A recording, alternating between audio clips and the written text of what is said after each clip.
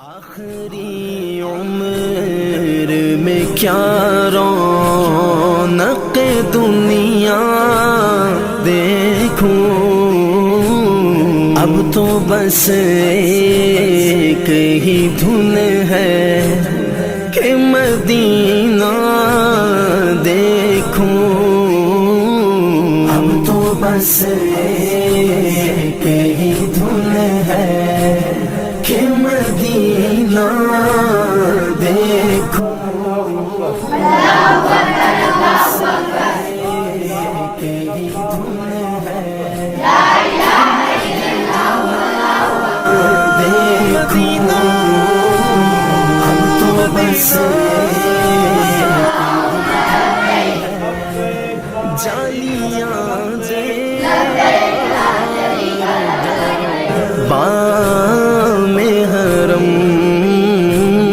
جالیاں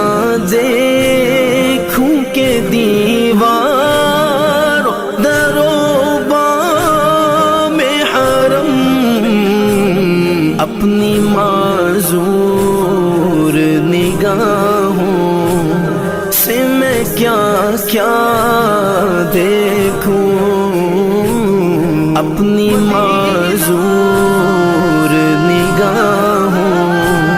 سے میں کیا کیا دیکھوں، اب تو بس ایک ہی دھن ہے کہ مدینہ دیکھوں، اب تو بس ایک ہی دھن ہے، سنو بھائی،